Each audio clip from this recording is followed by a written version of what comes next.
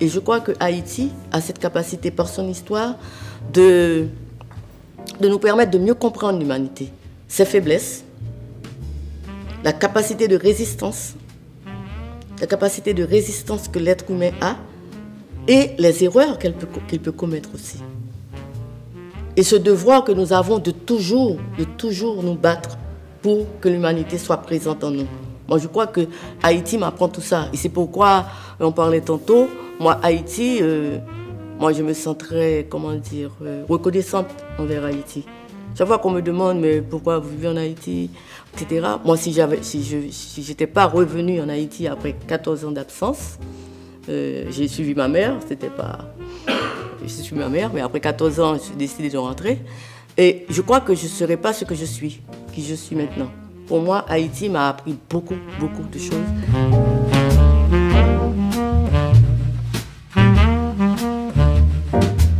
Evelyne Trouillot, bonjour. Bonjour, Tika. Merci d'avoir accepté notre invitation pour parler littérature. C'est un plaisir d'être avec vous. Et Evelyne Trouillot est conteuse, poétesse, dramaturge, romancière.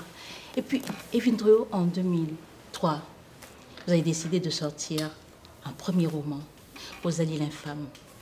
On pourrait parler de Rosalie l'infâme, mais on va le laisser de côté, ce livre, pour aller un petit peu plus loin pendant que vous avez pris le temps d'écrire d'autres choses, pour arriver en 2020, où vous avez décidé d'écrire Désiré Congo.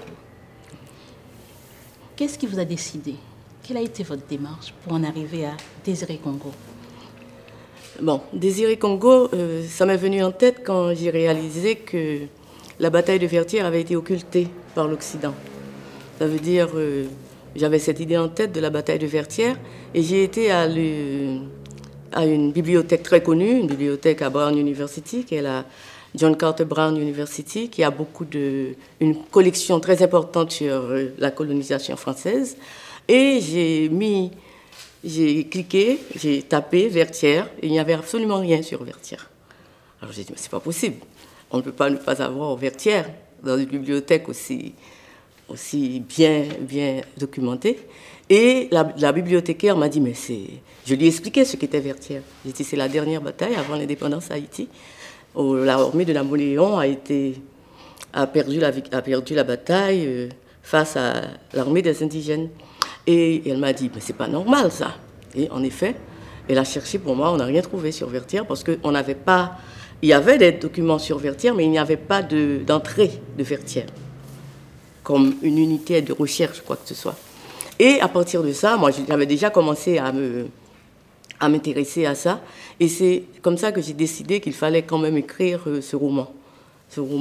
Et puis c'est venu comme ça. C'était une période très spéciale quand même dans l'histoire d'Haïti, dans l'histoire de Saint-Domingue.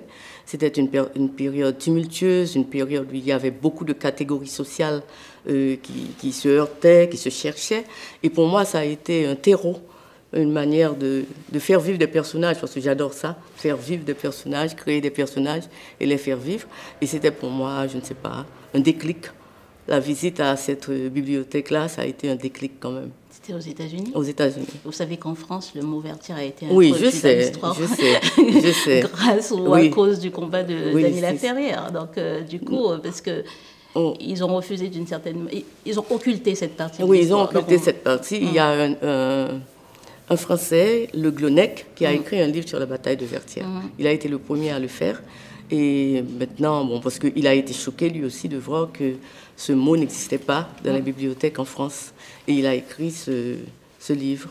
Et maintenant, je crois qu'il vit au Canada.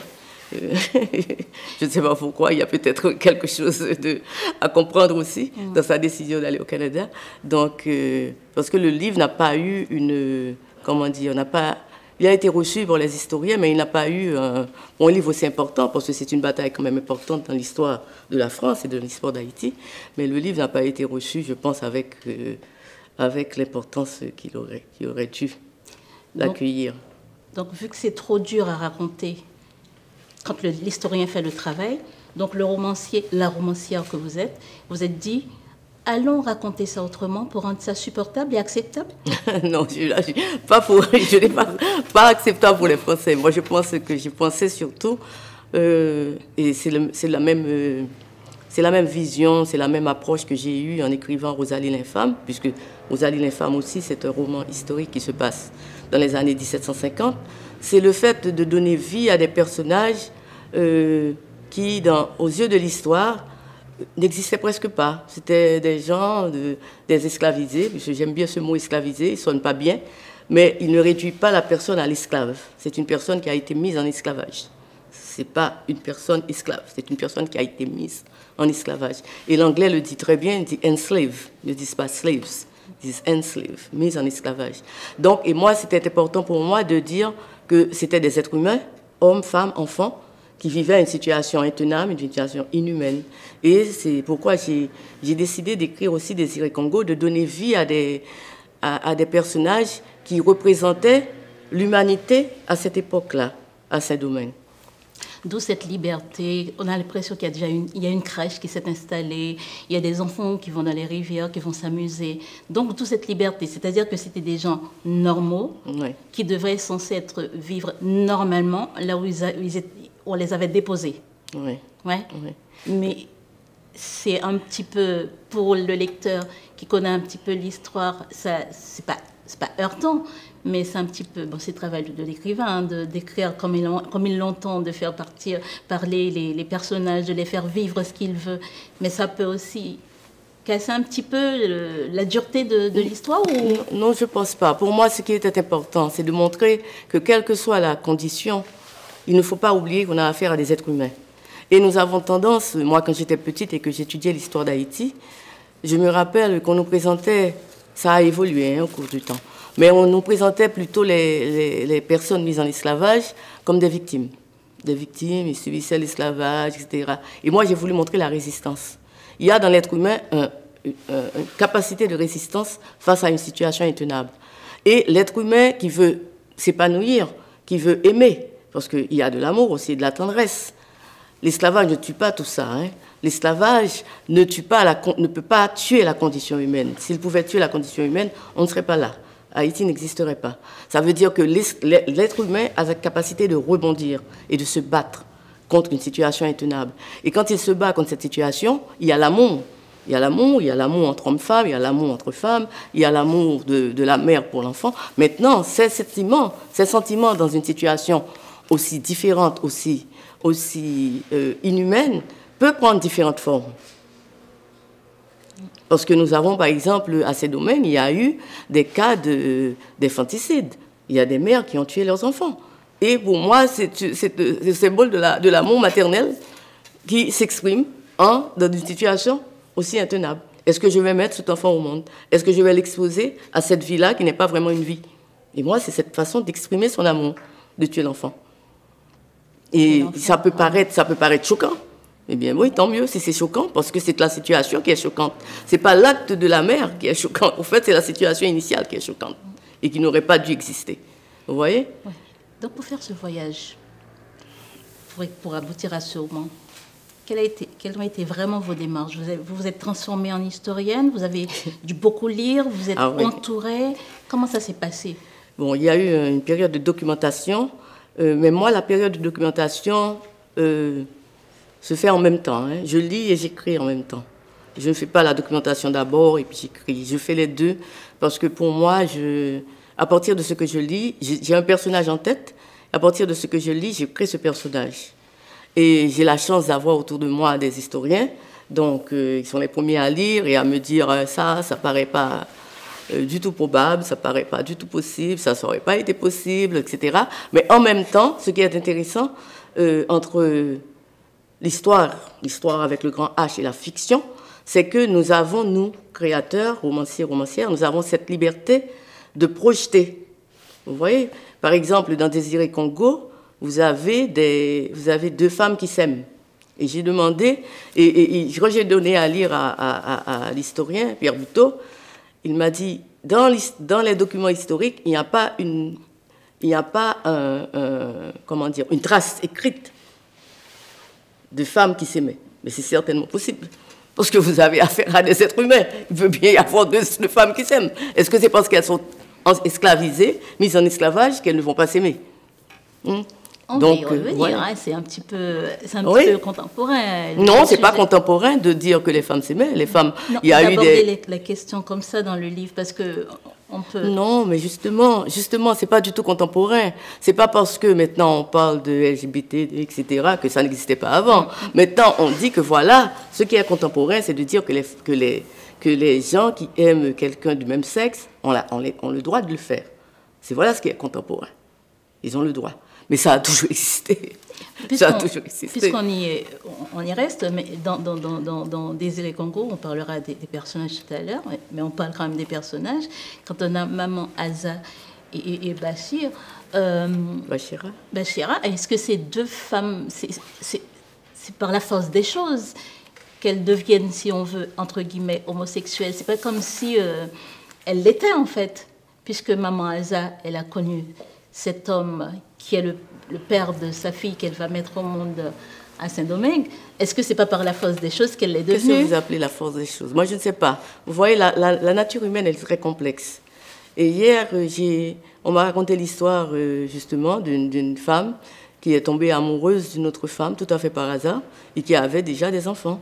Ça existe. J'ai éclaté de rire, j'ai dit, si je mets ça, bon, je ne vais pas vous donner les détails parce que c'est la vie de quelqu'un, mais j'ai dit, si je mets ça dans un livre, on va dire que c'est moi qui ai inventé ça. Alors que voilà, il y a la réalité qui a tout ça dedans. Il y a une complexité dans les rapports entre les êtres. Vous voyez, on ne peut pas je ne pense pas que ce soit, comment dire, pour moi c'est presque futile d'essayer d'expliquer tout ce qui va attirer quelqu'un vers l'autre. Il y a tellement de raisons d'être attiré par quelqu'un d'autre. Tellement de raisons. Donc c'est pas pour autant qu'elle n'aimait pas. C'est pas pour autant qu'elle n'aimait pas. Oui. Vous voyez, d'ailleurs, de toute façon, ça ne veut pas dire qu'elle n'aimait pas son premier mari ou bien je ne sais pas quoi. Mais il y a quelque chose qui s'est passé. Il y a un moment dans la vie, il y a une évolution qui se fait aussi dans la vie. Il y a des choses qui arrivent et puis qui changent la personne. Ou bien qui la pousse à faire un choix. D'ailleurs, c'est un choix. C'est pas le choix d'être homosexuel, c'est le choix d'aimer quelqu'un. Vous voyez, il y a la différence. Hein. Elle aime cette femme. Et ces deux femmes s'aiment. Vous voyez, il ne faut pas essayer de mettre non plus des étiquettes. Il faut voir le sentiment qui est à la base. J'avais comme l'impression, moi, en lisant ce livre, que Maman Aza, elle se réfugiait. Elle fuyait justement l'habit Tamboulet plutôt que... peut-être que par la suite, l'amour s'est installé entre elle et Bachira, mais j'avais l'impression que c'était une sorte de refuge. Ce n'était pas le cas? Je vous laisse décider, vous avez lu le livre. Je vous laisse décider. Moi, je donne quand même à mes personnages une dose de liberté quand même. Hein. Oui, je ne vais pas tout dire. Voilà pourquoi il a fait ça. Voilà pourquoi il a fait ça. Non, je pense que là, il faut laisser le personnage. Parce que voilà ce qui arrive aussi quand on écrit, sérieusement. On commence à avoir ce personnage en tête et parfois le personnage prend une direction. Bien sûr, c'est nous qui prenons la direction. Mais on a l'impression que le personnage dit « Moi, je ne veux pas rester dans ce carcan-là. Je veux aller ailleurs. » Et le personnage s'en va. Et il faut le suivre. Il faut le suivre. Autrement, on a l'impression qu'on est coincé. Il faut le suivre, le personnage. Il faut le laisser aller jusqu'au bout. Oui. Vous voyez, par exemple, dans Rosalie l'infâme, il y a un personnage que j'aime beaucoup et qui meurt. Et les lecteurs me demandent, mais pourquoi vous avez tué un tel? Et moi, ça m'a fait mal. Moi, j'ai pleuré en la tuant. Je dis, mais j'ai pleuré en la tuant. Mais il fallait qu'elle meure. Il fallait qu'elle meure pour que le récit ait cette force-là. Il fallait qu'elle meure. Je devais la tuer. Et je l'ai compris quand je suis arrivée à un certain point qu'elle allait mourir. Je n'avais pas d'autre choix. Mais ça m'a fait mal. Et les lecteurs, à chaque fois, ils me disent, mais vous n'auriez pas dû. Mais j'ai dit, mais pourquoi vous revenez sur ça? C'est parce que ça vous a tellement touché et c'est justement ce que je voulais faire. Quand vous me posez la question, ça me fait plaisir quelque part. Ça me fait mal parce que je l'ai tué malgré moi. Mais ça me fait plaisir parce que l'effet que je voulais est réussi. Oh, l'effet que le personnage vous a imposé? Exactement. Voilà, vous avez tout compris. J'essaye en tout cas de suivre. Quand vous avez parlé de personnages, et puis on lit, on parle de Désiré Congo. Et puis moi, j'ai comme l'impression aussi qu'on pourrait, je ne sais pas si c'est la permission de la lectrice que je me donne en fait, qu'on aurait pu appelé ce roman Marinago. Oui, oui, c'est vrai, vous avez tout à fait raison. Il y a deux personnages principaux, il y a Désiré Congo et il y a Marinago. Et Marinago, c'est la voix, c'est une voix importante parce que c'est Marinago qui a un regard sur tout, presque sur tout ce qui se passe. Et Désiré Congo, c'est la fantaisie.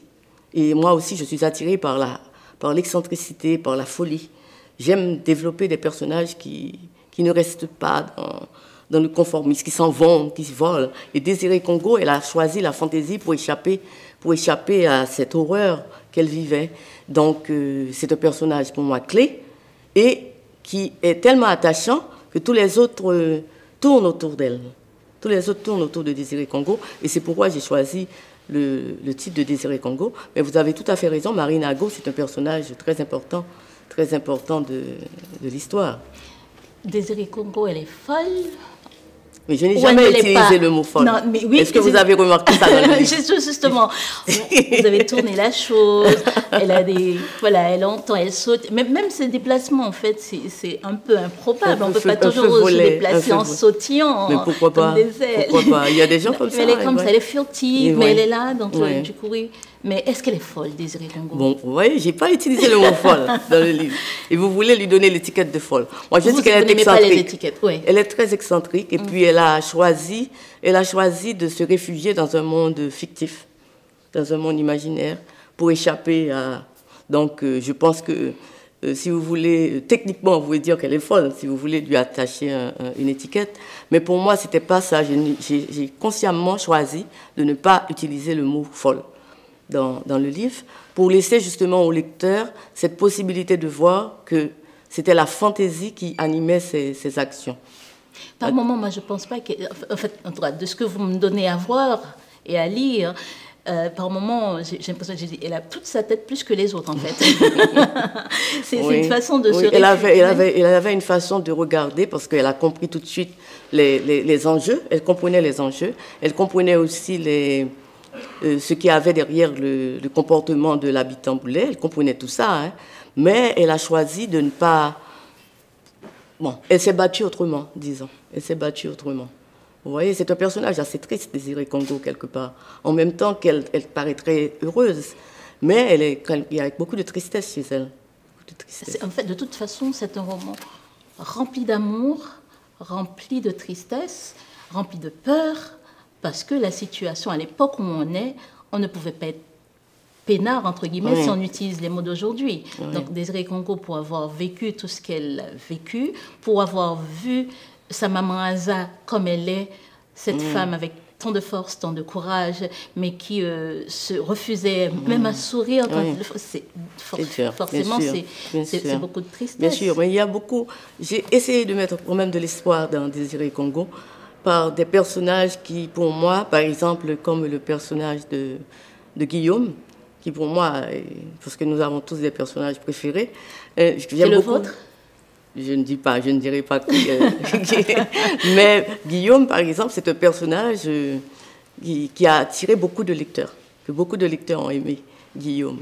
Parce que premièrement, Guillaume, c'est un petit blanc. Pour ceux qui connaissent l'histoire d'Haïti, il y a cette histoire, à ces domaines, il y avait les catégories des petits blancs. Et quand on présentait la catégorie des petits blancs aux petits écoliers, aux écoliers, on disait les petits blancs, c'est une catégorie de malfaiteurs, de gens pauvres, sans valeur, sans rien du tout, et puis qu'on les utilisait, blancs bonnants, on les appelait des blancs bonnants, et qui étaient, utilisés par les autres, qui étaient utilisés par les fautes pour faire des mauvais coups, pour aller voler, pour aller tuer, etc. Et c'était vrai, historiquement, il y avait ça aussi. Mais je dis, moi, je me refuse à mettre quelqu'un, à enfermer quelqu'un dans une catégorie comme ça. Je dis, mais tous les petits blancs ne peuvent pas être comme ça n'existe pas. C'est la nature humaine. Il ne peut pas y avoir toute une catégorie d'hommes et de femmes de la même façon. Ça n'existe pas. Donc, j'ai essayé de voir ce petit blanc avec un autre regard. Un autre regard.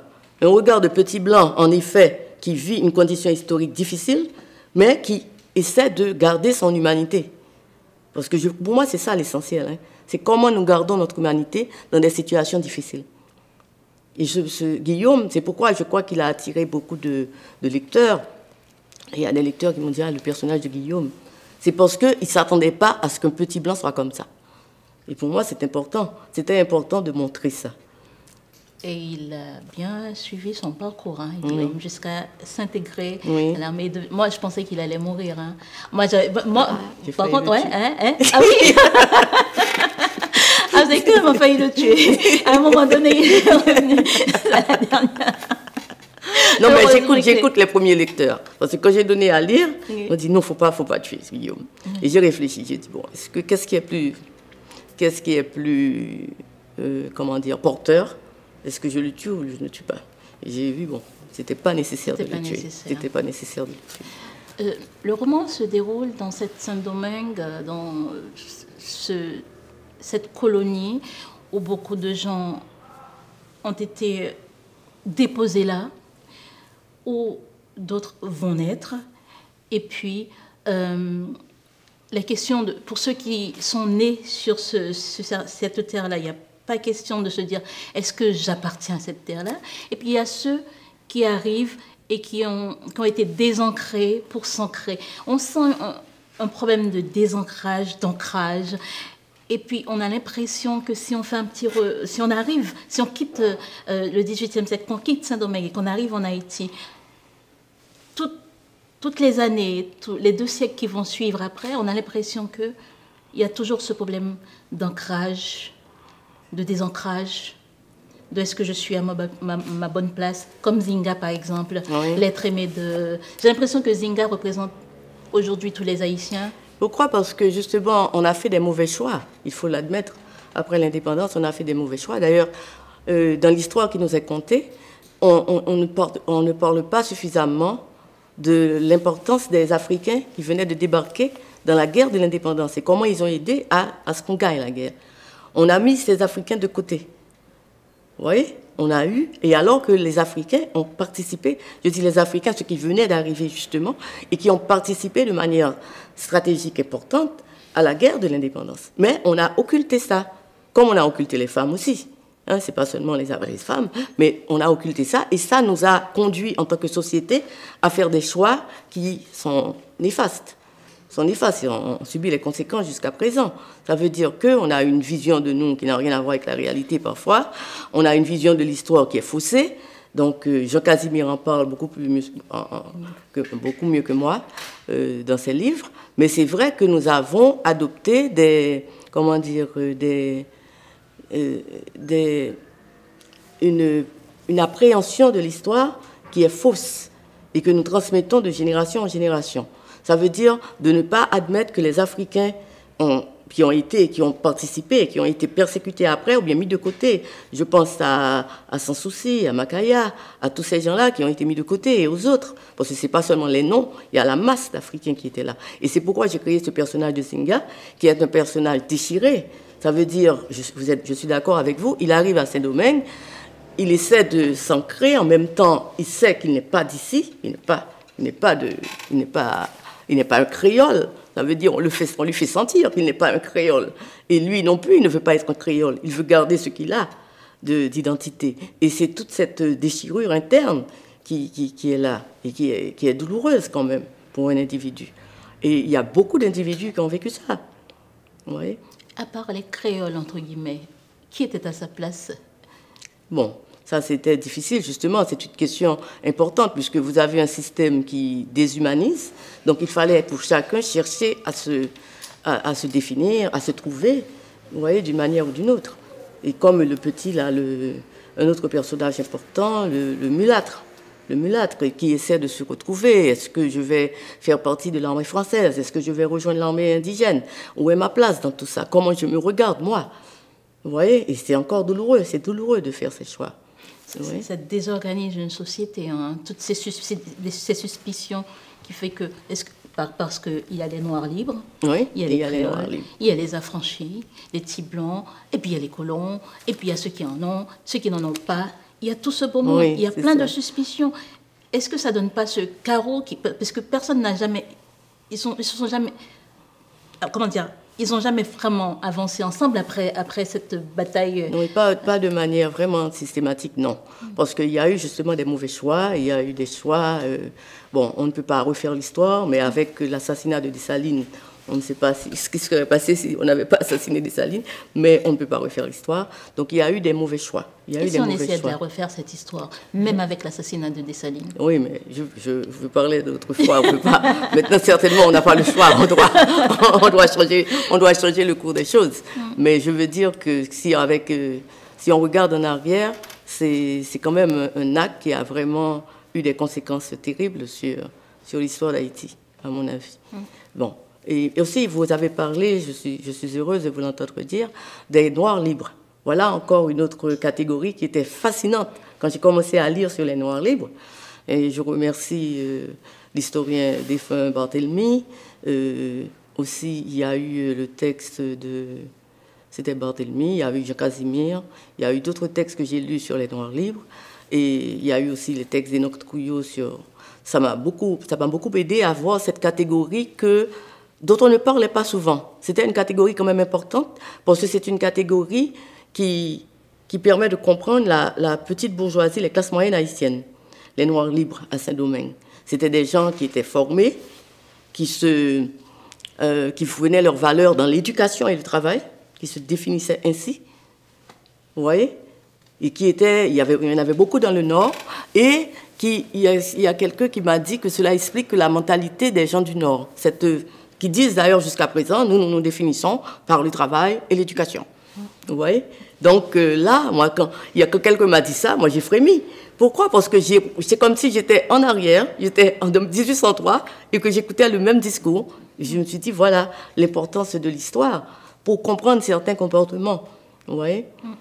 Et je pense que c'est peut-être ça que la fiction peut faire, puisqu'on revient à fiction et histoire. La fiction peut permettre de mieux comprendre certaines choses. Parce que l'historien doit s'en tenir aux faits, aux documents. Ne pas essayer de raconter des choses, ou bien de qu'est-ce qui aurait pu se passer, etc. Tandis que la romancière est beaucoup plus libre. Vous voyez? Et il faut profiter de cette liberté. Pour toucher les gens. Pour toucher les gens. Je crois que c'est ça. Pour toucher les gens et montrer, voilà, le côté humain. Parce que, par exemple, je prends les suicides à Saint-Domingue. Il y avait beaucoup de suicides à Saint-Domingue. On le sait. On a étudié ça, qu'il y avait beaucoup de suicides. Il y avait des personnes mises en esclavage qui ne pouvaient pas supporter cet état et qui n'avaient vu que le suicide comme option. Mais entre connaître les statistiques et voir un personnage qui se tue, c'est une différence extraordinaire.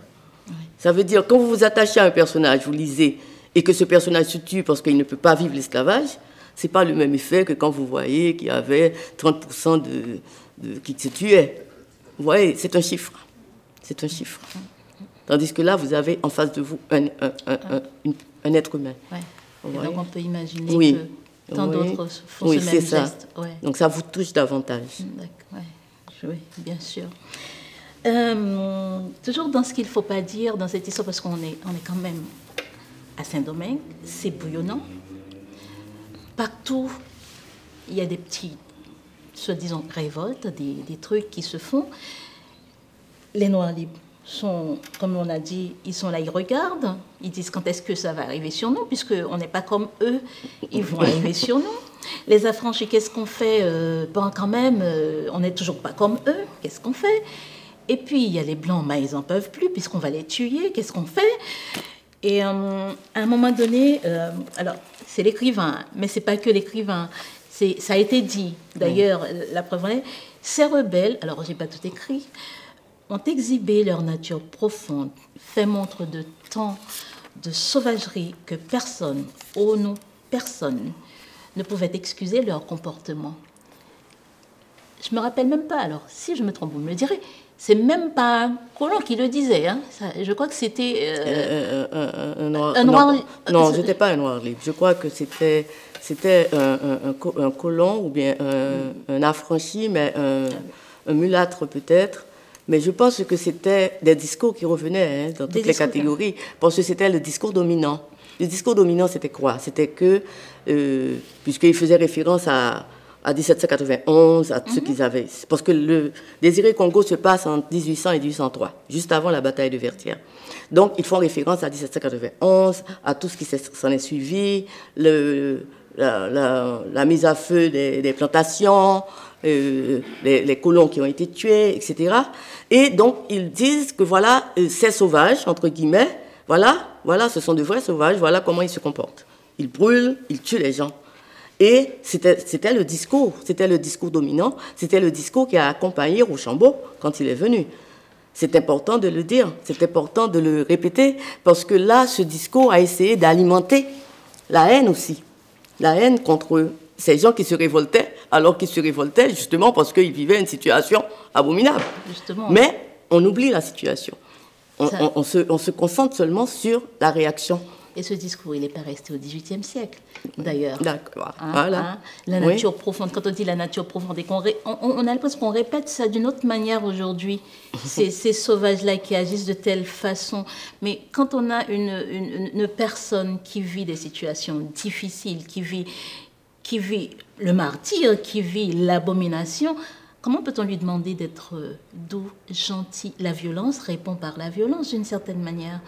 Il faut quelques gens qui soient réfléchis pour peut-être se dire on va essayer des tactiques comme Toussaint et l'ouverture, mais peut-être que des tactiques, des stratégies ne vont pas jusqu'au bout de ce que l'on doit obtenir. Donc la nature profonde même, ce n'est pas de ces personnes-là, mais c'est plutôt universel, cette nature profonde, de tout être humain brimé. Oui, il va se révolter, parce qu'il ne peut pas y avoir de justice ou de paix s'il n'y a pas s'il n'y a pas une justice qui se fait, s'il n'y a pas si l'impunité, c'est ce qui se passe d'ailleurs en Haïti, là, nous avons les conséquences.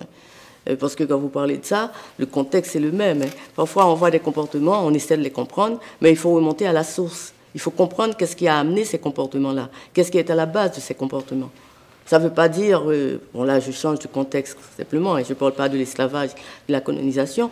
Par exemple, toute cette violence-là qui est déferlée, là, d'où elle vient? Il faut essayer de comprendre. Même quand elle nous fait mal, elle nous touche, elle nous tue même, mais il faut essayer de comprendre d'où elle vient, pourquoi c'est arrivé là, pourquoi on en est arrivé là. Vous voyez? Bon, je vais pas laisser parce qu'il y a eu beaucoup d'exclusions dès la fondation de la création de la République d'Haïti. Il y a eu la paysannerie qui a été mise de côté dès le départ. Vous voyez, il y a eu au fait toute une catégorie sociale qui n'a pas eu son mot à dire. Donc c'est une république qui s'est formée à partir d'un petit groupe. Vous voyez, et qui a mis de côté la majorité. Et maintenant, tous les gouvernements qui sont venus, pour la plupart, pas tous exactement, mais pour la plupart, c'est ça. Et la situation s'est détériorée. Et bien sûr, il y a des gens qui l'ont vu. Et sûr qu'il y a des gens qui ont dit qu'il ne fallait pas le faire. Mais ceux qui étaient au pouvoir, c'est ce qu'ils ont choisi de faire. Et voilà, vous avez ça avec la complicité des pays qui se disent amis d'Haïti. Bah là, vous me tendez un petit peu, un petit truc, parce que on va revenir à cette partie politique, mais on ne va pas y rester, on va revenir un petit peu dans le roman. Justement, en 2021, vous déclariez que les amis d'Haïti, alors il faut que je reprenne la phrase, il est temps pour les amis d'Haïti de s'élever contre un gouvernement qui était anticonstitutionnel, à la personne représentée par Jovenel Moïse avant qu'il ne meure. Aujourd'hui, que diriez-vous aux amis d'Haïti? Mais amis d'Haïti, entre guillemets, s'il vous plaît. Parce que là, ce ne sont pas des amis. Non, mais qu'est-ce qu'il y a entre ces guillemets? Ce qu'il y a entre ces guillemets, c'est que ce sont les gouvernements étrangers qui sont proches, soit en proximité physique comme les États-Unis d'Amérique, ou bien qui sont proches en vertu de l'histoire comme la France. Le Canada, bon, c'est entre les deux, le Canada, c'est proximité, je ne sais pas quoi, mais ce sont ces pays-là qui jusqu'à présent, ont toujours soutenu les gouvernements, même quand la population haïtienne a montré clairement que c'était des gouvernements qui n'étaient pas à leur place et qui faisaient beaucoup de mal, qui étaient incompétents, corrompus et indifférents au sort de la majorité. Et même quand la population a pris les rues de manière pacifique, on ne les a pas écoutés. On ne les a pas écoutés. Et on a continué à soutenir ces gouvernements. Et voilà, on est dans une situation vraiment je ne sais pas, une situation terrible. Et là, les gens qui vivent en Haïti, même les gens qui ne vivent pas en Haïti, puisque même quand vous ne vivez pas en Haïti, moi je vis en Haïti, mais même quand vous ne vivez pas en Haïti, vous avez des parents en Haïti. Donc vous savez ce que c'est. Vous savez que c'est une situation intenable. Et là, nous sommes tous en train de subir cette situation. Vous voyez? Et on doit se poser les questions, au-delà de l'immédiateté, de voir ce qui nous embête dans notre quotidien, parce que c'est vraiment dur. On ne sort pas, on ne peut pas sortir. On sort simplement pour l'essentiel. On sort pour l'essentiel et avec une angoisse. Hein? Ou bien vous avez quelqu'un que vous connaissez qui est sorti et vous attendez quand est-ce que la personne va rentrer. Hein? Parce que vous ne savez jamais ce qui peut se passer. Donc c'est une angoisse permanente. Hein? On va tous être malades, je sais, je pense à moi, je ris beaucoup, mais je sais que c'est ma façon de me défouler. Mais je sais que nous allons vraiment être malades. Ça veut dire les enfants, les adultes, nous sommes en train de vivre des situations qui sont pas gaies. Ça veut dire, et moi, je peux dire que j'ai quand même la chance de ne pas être obligée de sortir au quotidien. Je peux travailler chez moi. Et les gens qui sont obligés de travailler à l'extérieur et qui doivent sortir chaque jour, imaginez cette angoisse permanente. Vous voyez? Mais au-delà de cette situation-là, il faut essayer, moi j'essaie du moins, de comprendre pourquoi on est arrivé là. Vous voyez? Ça demande beaucoup d'efforts d'essayer de comprendre, de ne pas voir seulement l'horreur qui est en face de nous, parce que ce sont des horreurs, c'est monstrueux ce qu'on est en train de vivre, mais de dire d'où ça vient. D'où ça vient? Pourquoi on en est arrivé là? Pour essayer de comprendre.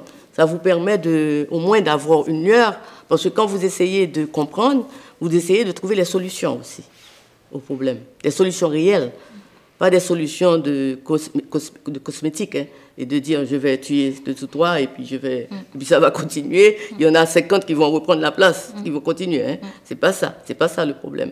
Il faut essayer de comprendre d'où ça vient. Et à la base, d'essayer de résoudre le problème. Pas seul en tout cas. Non, pas seul. Je suis d'accord. Pas seul. Quand vous dites pas seul, je pense que la société peut s'organiser, doit s'organiser pour le faire. On ne va pas s'en sortir autrement. Vous voyez? Mais comment vous arrivez à produire? Alors, je vous pose cette question à vous. On aurait pu la poser à n'importe quel artiste. On sait que déjà la population, elle vit sa situation. Mais pour quelqu'un qui produit, qui a besoin de réfléchir, qui a besoin de calme pour produire, pour écrire, comment vous arrivez à vous en sortir, vous? Bon, je crois que ça aurait été encore plus difficile si je n'écrivais pas. Parce que l'écriture me permet justement de créer du sens.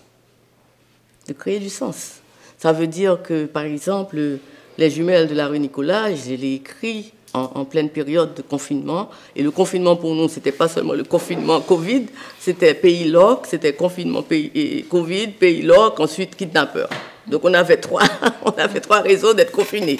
Donc au cours de cette période-là, j'ai beaucoup travaillé sur Les Jumelles que j'avais commencé depuis longtemps. Et c'est là que j'ai pu finaliser, revisiter Les Jumelles, etc. et travailler dessus. Vous voyez, bon, ça m'a permis de tenir. Je pense que ça permet l'artiste, quel que soit l'artiste, le créateur, je pense qu'il a cette possibilité, pour moi, c'est un privilège. C'est un privilège très douloureux. Parce que quand on écrit comme ça, on a mal, hein, on a mal. Il ne faut pas croire que c'est une partie de plaisir. On a mal, mais en même temps, on fait quelque chose qu'on aime. On fait avec passion. Donc, ça nous permet de tenir. Pendant cette période-là, j'ai écrit 2 livres. Un recueil de poésie qui sortira chez Bruno Doucet l'année prochaine. Il faut parfois chanter. Et les jumelles. Les jumelles. Et je travaille actuellement sur un autre livre. Ça veut dire, autrement, je crois que ça n'aurait pas duré. C'est à vous, si vous avez quelques questions à adresser à Evelyne Trouillot. Donc, il y a le micro qui arrive pour que tout le monde puisse... Juste 5 petites questions, en fait. En vous écoutant, je me suis dit tout à l'heure, mais combien de personnages a-t-elle tué dans tous ces romans? Combien je fais? Bon, oui, il faudrait que je cite tous les 7 romans, que je cherche tous ces personnages que j'ai tués. C'est un serial killer, finalement. Bon, je pense que c'est juste une aide qui a été donnée à ces personnages il devait mourir. Non, je pense que parfois, sérieusement, parfois il faut... Bon, j'ai pas tué beaucoup de gens, à noter, mais parfois il faut quelque chose de fort. Quelque chose de fort. Le personnage qu'un romancier, une romancière choisit de tuer, il ne le fait pas par hasard. Il ne le fait pas par hasard. Hein. Parce qu'il faut que tout ce qui se passe conduise le lecteur vers un point donné. Et c'est comme ça que vous le voyez. Vous voyez? Ça veut dire que vous choisissez le personnage qui va vivre, le personnage qui va mourir, ou bien le personnage qui va, je ne sais pas, faire quelque chose de mal, ou bien faire quelque chose de bien, en fonction de ce que vous voulez faire passer. Vous voyez? De votre vision des choses. Parce que quand on écrit, quand même, on a une vision de la vie, on a une vision de l'homme, on a une vision de l'humanité. Donc, tous les livres vont vers, pour apporter cette vision. Et moi, j'essaie quand même, par exemple, il y a un livre dont on ne parle pas, parce qu'il a été publié en Haïti, donc il n'est pas, on ne peut pas, quand je suis hors d'Haïti, on n'en parle pas, c'est Le Rond-Point. Le Rond-Point, c'est le livre qui a eu le prix des Champs en Haïti, pas le prix des Champs, excusez-moi, le prix du Nouvelliste en Haïti. Et il y a Le Rond-Point, c'est l'histoire d'un kidnappeur qui a été publié, je ne sais pas, bien avant cette vague excessive de kidnapping, mais le kidnapping commençait déjà à ce moment. Et ça m'avait frappé. Je me suis dit, mais comment quelqu'un devient kidnappeur? Et j'ai écrit Le Rond-Point. Le Rond-Point, c'est l'histoire de... Le Rond-Point, il y a des personnages différents. Il y a un personnage de la petite bourgeoisie. Il y a un personnage complètement paumé, qui ne peut rien faire, qui n'arrive pas à trouver du boulot, qui est venu de la province, qui est à Port-au-Prince, qui ne sait pas quoi faire. Et puis on lui propose des choses, vous voyez. Et il veut avoir de l'argent pour donner des cadeaux à la femme qu'il aime. C'est aussi simple que ça. Ah. Et il ne voit pas, il n'a pas de boulot, il est tout jeune. Et puis on lui dit, bon, tu vas faire ça, tu vas conduire la voiture, tu vas faire ça. Et puis il dit, bon, pourquoi pas? Vous voyez? C'est aussi simple que ça.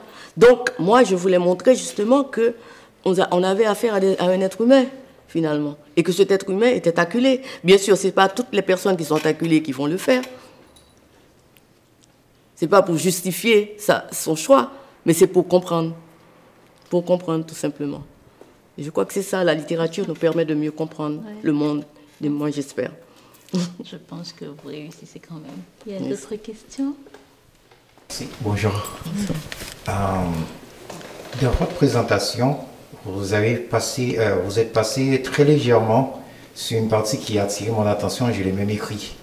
C'est si Dessalines n'était pas mort.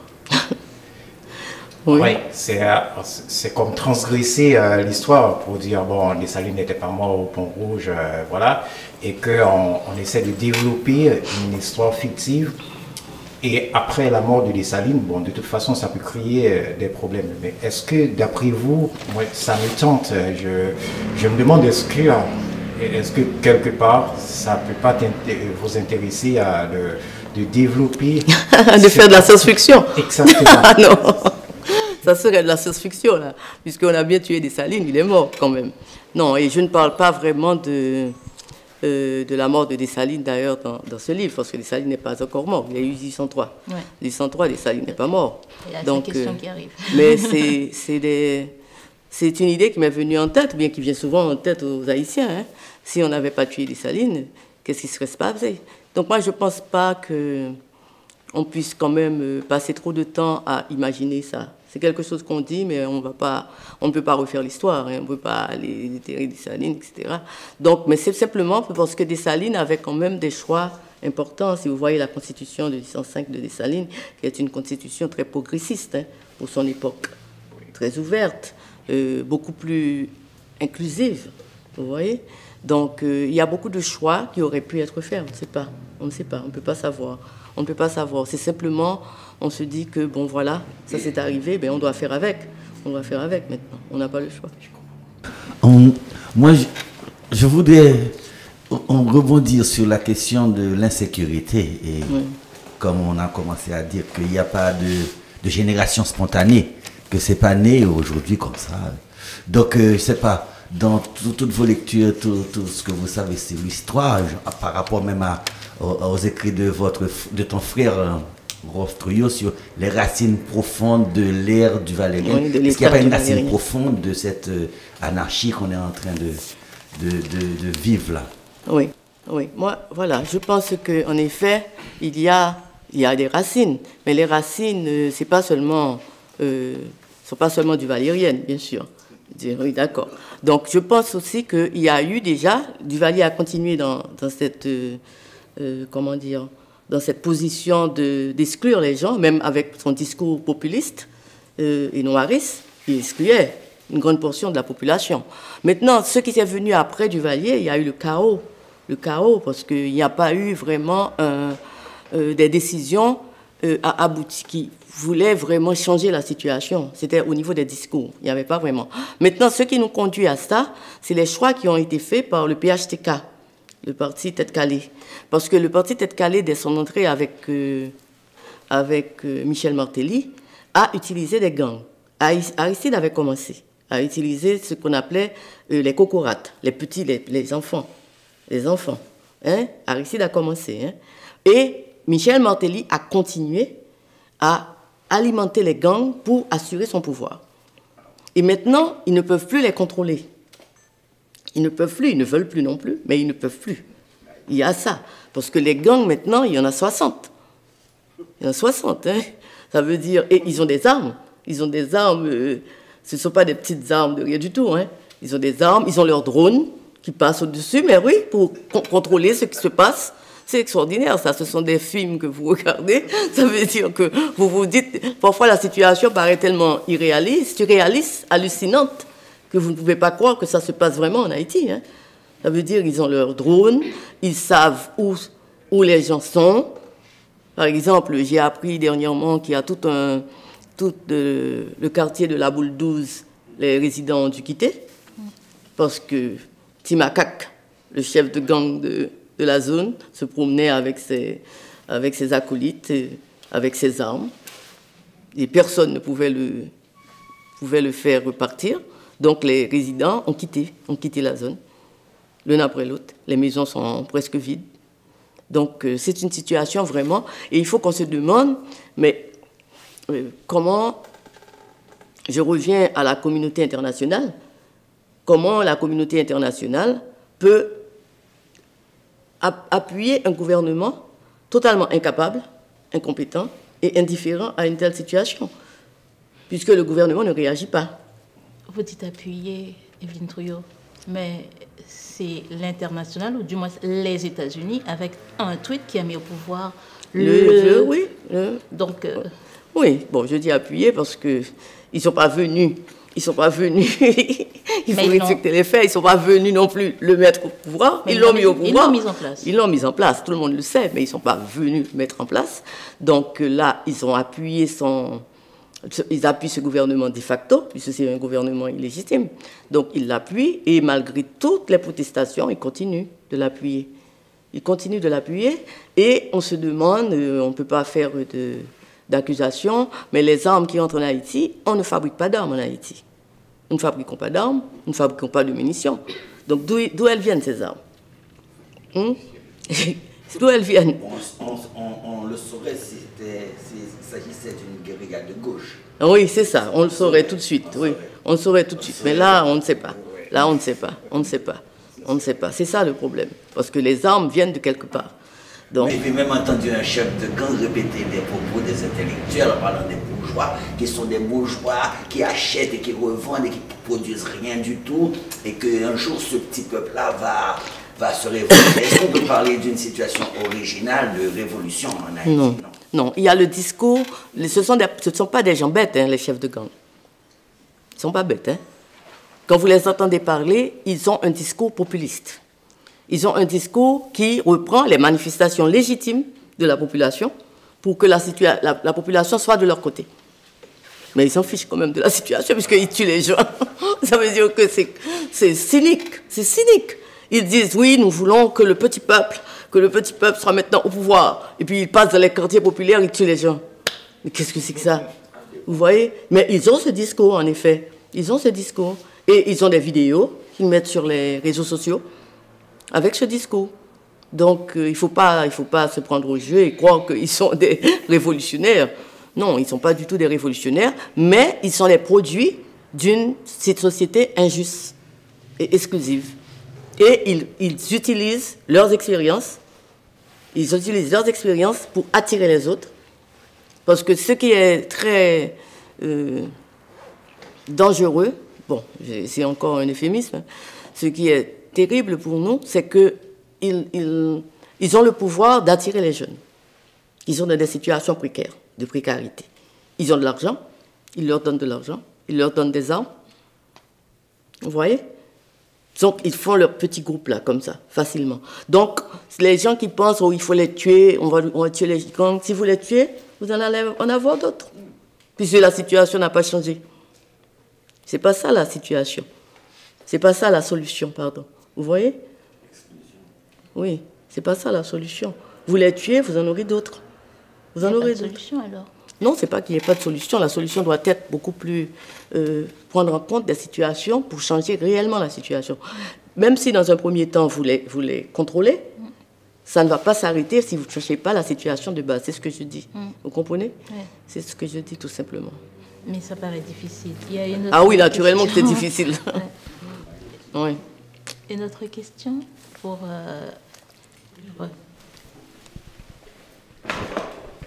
J'ai remarqué dans votre intervention que vous parliez beaucoup d'humanité, que le mot revenait souvent.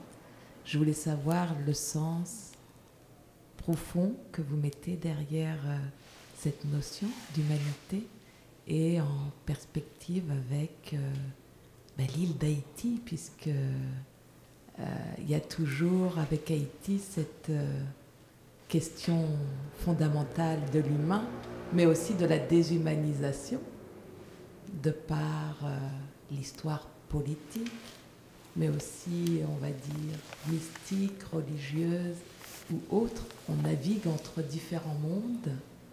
Et du coup, qu'est-ce que ce mot humanité pour vous renvoie? Parce que j'ai noté que vous l'avez... Oui, c'est un mot à cœur. Oui, c'est un mot qui, pour moi, est essentiel. Parce que, comme je le disais tantôt, pour moi, dans tous les livres, j'essaie dans toutes les situations que je mets en scène dans mes livres, j'essaie de trouver cette humanité qui est en nous et qui parfois on la perd, on peut la perdre, comme ça se passe en Haïti maintenant. Il y a beaucoup de gens qui perdent leur humanité. Mais pour moi, c'est essentiel d'essayer de trouver l'humanité qui est en nous. L'humanité, c'est quoi? C'est cette capacité de voir l'autre, d'aimer l'autre et de partager. On ne peut pas aimer sans partager. On ne peut pas aimer et dire que moi, j'aime l'autre, mais je suis une bonne chrétienne, mais je ne partage pas. Hein. Moi, je suis née comme ça, je suis née dans une famille qui a de l'argent. Tant pis pour toi. Hein. Moi, je crois que l'humanité nous oblige à être solidaires. L'humanité nous oblige à comprendre qu'en face de nous, si nous ne sommes pas solidaires, ça ne va pas durer longtemps. Qu'il y aura des conséquences aussi. Et que nous serons tous heureux et mieux si nous partageons quelque chose. Et je crois que c'est ça, l'humanité. Et j'en ai parlé hier, j'ai cité René Philoctèque qui dit « Car c'est de toi ma terre que j'apprends ma leçon ». Et je crois que Haïti a cette capacité, par son histoire, de nous permettre de mieux comprendre l'humanité, ses faiblesses, la capacité de résistance que l'être humain a, et les erreurs qu'il peut commettre aussi. Et ce devoir que nous avons de toujours nous battre pour que l'humanité soit présente en nous. Moi, je crois que Haïti m'apprend tout ça. Et c'est pourquoi, on parlait tantôt, moi, Haïti, moi, je me sens très, reconnaissante envers Haïti. Chaque fois qu'on me demande, mais pourquoi vous vivez en Haïti, etc. Moi, si je n'étais pas revenue en Haïti après 14 ans d'absence, j'ai suivi ma mère, j'ai suivi ma mère, mais après 14 ans, j'ai décidé de rentrer. Et je crois que je ne serais pas ce que je suis, qui je suis maintenant. Pour moi, Haïti m'a appris beaucoup, beaucoup de choses et je continue d'apprendre à chaque fois. Parfois, ça fait mal, comme toutes les leçons parfois font mal. Mais je pense que c'est ça qui m'a nourri. Je pense, et quand René Philoctèque le dit comme ça, quand c'est de toi ma terre que j'apprends ma leçon, je crois qu'il parlait aussi, comme René Philoctèque était quelqu'un qui croyait aussi en l'humanité. Je crois que c'est ça, une leçon d'humanité que Haïti nous donne. Parce que Haïti aussi, quand elle a été créée, devenue indépendante, Haïti attirait les gens. Il disait aux gens, venez chez moi, vous serez libres. Venez. Et c'était ça, c'est la leçon d'humanité d'Haïti. Vous voyez? Bien sûr qu'il y a beaucoup de pays qui ont oublié cette leçon. Ils ont oublié ce moment de l'histoire où Haïti leur disait, vous pouvez venir chez moi, vous serez libres. Vous pouvez venir chez moi, je vais vous aider à vous débarrasser de la colonisation, de l'esclavage, de l'oppression. Vous voyez? Donc Haïti a cette capacité-là. Et pour moi, c'est cette Haïti pour laquelle on doit se battre. On n'a pas le choix. On va finir, mais il y a une petite question. Ce roman... Toutes les questions sont des petites questions. Toutes non, les questions non, mais il y a une question. Ça sont des petites questions. Mais il y a une autre question. Ce roman, Désiré Congo, Evelyne Trouillot, c'est un hommage à toutes les femmes qui ont vécu cette période de la révolution d'Haïti et toutes celles qui ont suivi après? Oui, je crois que, bon, ça c'est mon parti pris à moi, vraiment, que parfois, vous ne m'avez pas posé la question, mais parfois on me demande la question, pourquoi il y a tant de femmes dans vos romans? J'ai dit, bon, il y a des femmes partout, donc c'est mon choix. Donc je pense que Désiré Congo et Rosalie Linfam et d'autres aussi, et les autres, montrent l'apport des femmes à une société, que ce soit au niveau de la lutte, que ce soit au niveau de la contribution de la femme à la création de quelque chose. Je pense que c'est important parce on parlait de silence, il y a beaucoup de silence sur l'apport des femmes. Et pour moi, c'est important, je ne sais pas, j'écris et je vois beaucoup de femmes autour de moi. J'ai l'exemple de ma grand-mère, de ma mère, de mes tantes, c'était des femmes fortes, vous voyez, fortes et parfois qui paraissaient dures, mais simplement parce qu'elles vivaient des situations terribles et elles devaient s'en sortir. Elles devaient s'en sortir. Et je crois que c'est un hommage à toutes les femmes, pas seulement les femmes d'Haïti, parce que je crois que de par le monde, il y a des femmes, la plupart du temps, on ne reconnaît pas suffisamment l'apport des femmes à une société. Et je pense que pour moi, je ne sais pas, c'est tout naturel pour moi d'écrire. Il ne faut pas être une femme pour le faire savoir. C'est ça. Non, il ne faut pas être une femme pour le faire savoir. Mais parce qu'il y a des hommes qui écrivent aussi en ce sens. Et c'est tant mieux. Mais pour moi, c'est mon choix. Oui. Bon. Merci Evelyne Trouillot d'avoir accepté. Merci à vous. Merci. Alors, Evelyne Trouillot, comme on l'a dit, a écrit beaucoup de romans, dont Désiré Congo, qui a été le sujet d'aujourd'hui, mais vous avez la possibilité aussi de lire Les Jumelles de la rue Nicolas, sorti en 2022. Et puis, il y a quelque chose qui se prépare bientôt. Oui. La poésie. Voilà. Merci à vous d'être venus. Merci à la librairie Le Merle Moqueur d'avoir accueilli l'événement. C'est vrai que la grève nous a un petit peu pénalisé. On reviendra en force avec Evelyne Trouillot la prochaine fois et d'autres écrivains. Merci à Marie Baudin qui est à la technique avec Guy Ferrolus. Merci à chacun de vous d'avoir été présent malgré la tumulte du dehors. Et encore merci à la librairie. Et puis à une prochaine. Merci, merci à vous pour toutes vos questions. Là. Merci. Grandes questions. Ce n'était pas des petites questions. Non, ce n'était pas des petites.